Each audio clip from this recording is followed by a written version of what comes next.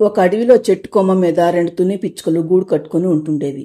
మగ పిచ్చుక పేరు రాజా, ఆడ పిచ్చుక పేరు గీత. కాని వాటికి పెళ్ళై చాలా రోజులైనా పిల్లలు లేకపోవటంతో అవి 2 ఎప్పుడూ దిగులు పడుతూ ఉండేవి. ఇలా ఉండగా ఒకరోజు రాజా పిచ్చుక పింకీ అనే మరో పిచ్చుకను పెళ్లి చేసుకుని గీత దగ్గరకు తీసుకొస్తాడు.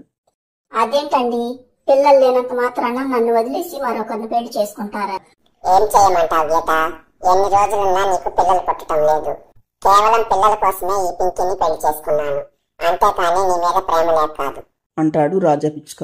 మరి కొన్ని రోజులు గడిచేసరికి రాజా పిచ్చుక పూర్తిగా పింకీ పిచ్చుక మాయలో పడిపోతాడు. దాని మాటలు విని గీతా పిచ్చుకకు వేరే గూడు కట్టించి దాన్ని దూరం పెడతాడు. ఒకరోజు రాజా పిచ్చుక పింకీ దగ్గరకొచ్చి, పింకీ, మన పక్కడిలో ఉంటున్న మా అమ్మకు అనారోగ్యంగా ఉందట. నేను వెళ్తున్నాను. నేను వచ్చే వరకు నువ్వు జాగ్రత్తగా ఉండు అని చెప్పి వెళ్ళిపోతాడు రాజా పిచ్చుక. రాజా వెళ్లిన మరుసటి రోజు గీతా పిచ్చుక ఒక గుడ్డు పెడుతుంది. అది చూసిన పింకీ పిచ్చుక అవాక్కైపోతుంది. ఇది గనుక ఇప్పుడు తల్లి కాబోతుందని తెలిస్తే నా భర్త నన్ను వదిలేస్తాడు, దానికి దగ్గరవుతాడు. ఎలాగైనా చేసి ఆ గీతను తల్లి కాకుండా చేయాలి అనుకుంటుంది పింకీ పిచ్చుక. మరుసటి రోజు గీత ఆహారం కోసమని అడవిలోకి వెళ్లి వచ్చేసరికి దాని గుడ్డును గూట్లో నుండి కింద పడేస్తుంది పింకీ. చెట్టు దగ్గరకు వచ్చి అది చూసిన గీత తన గుడ్డు పగిలిపోయి ఉండటంతో బోరును ఏడుస్తుంది. అప్పటి నుండి ప్రతిరోజు గీత బయటకు వెళ్లగానే దాని గుడ్డును పగలగొడుతూ ఉండేది పింకీ. ఒకరోజు గీతకు అనుమానం వచ్చి ఆహారం కోసమని అడవిలోకి వెళ్ళినట్టే వెళ్లి మళ్లీ కొద్దిసేపటికే తిరిగి వస్తుంది. గీత వచ్చేసరికి పింకీ గీత గుడ్డును నేల మీద పడేస్తూ ఉంటుంది. అది చూసిన గీతకు ఎక్కడలేని కోపం వస్తుంది. దుర్మార్గురాల, రోజు నా గుడ్లు పగిలిపోవటానికి కారణం నువ్వన్నమాట. నా భర్తను నా నుండి దూరం చేస్తున్నావు. ఇప్పుడు నా పిల్లల్ని కూడా నాకు లేకుండా చేస్తావా?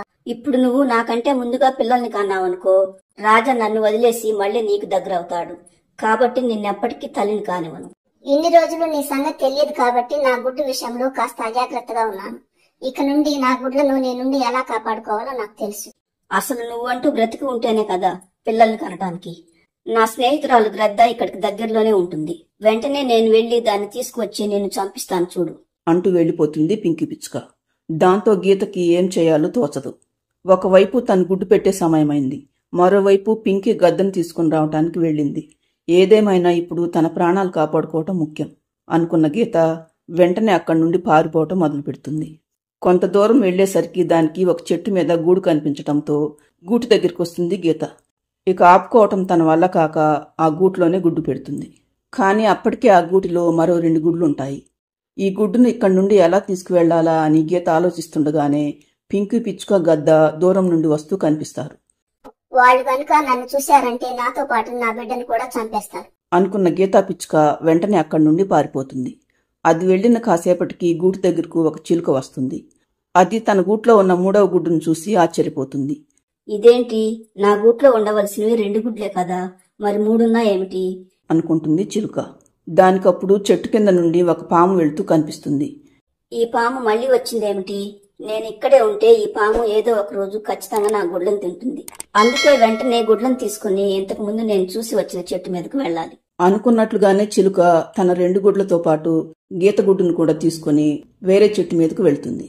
మరోవైపు గీత ఆ రోజు సాయంత్రం తన గుడ్డును తీసుకుని అక్కడి నుండి దూరంగా వెళ్లాలని అనుకుని గుడ్డు కోసం చిలుక ఉండే గూటి దగ్గరకు వస్తుంది. కానీ దానికి అక్కడ గూటితో పాటు గుడ్లు ఏవీ కనిపించకపోవటంతో తన గుడ్డు ఏమైపోయి ఉంటుందో తెలియక బావురుమని ఏడుస్తూ అక్కడి నుండి వెళ్లిపోతుంది గీత. అలా కొన్ని రోజులు గడిచిపోతాయి.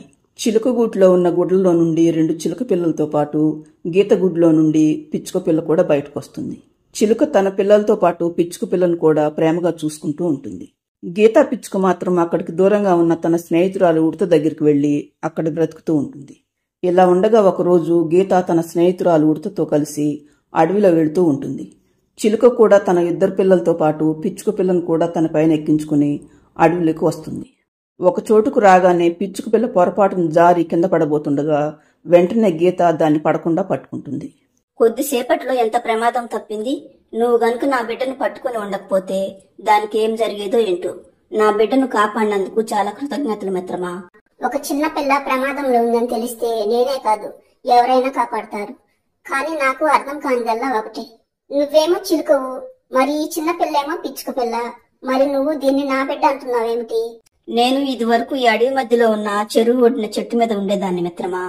ఒకరోజు నేను బయటకు వెళ్లి వచ్చేసరికి ఈ పిచ్చుక పిల్ల ఉన్న గుడ్డును ఎవరో నా గూట్లో వదిలేసి వెళ్లారు. తరువాత నేను అక్కడి నుండి వచ్చేసి వేరే చోట ఉంటున్నాను. కొన్ని రోజులకు నా పిల్లలతో పాటు ఇది పుట్టింది. దీన్ని నా బిడ్డలాగానే పెంచుకుంటున్నాను అంటుంది చిలుక. అప్పుడు గీతకు జరిగిన విషయం మొత్తం అర్థమవుతుంది. ఆ రోజు నీ గూట్లో గుడ్డును వదిలి వెళ్ళింది నేనే చిలుక మిత్రమా అని జరిగిన విషయం మొత్తం చిలుకకు చెబుతుంది గీతా పిచ్చుక. నువ్వు చెప్పేదంతా నిజమేనా మిత్రమా? అవును మిత్రమా, నా బిడ్డ మీద ప్రమాణం చేసి చెప్తున్నాను. నేను చెప్పేదంతా అక్షరాల నిజం. దయచేసి నా బిడ్డను నాకిచ్చే చిలుక మిత్రమా.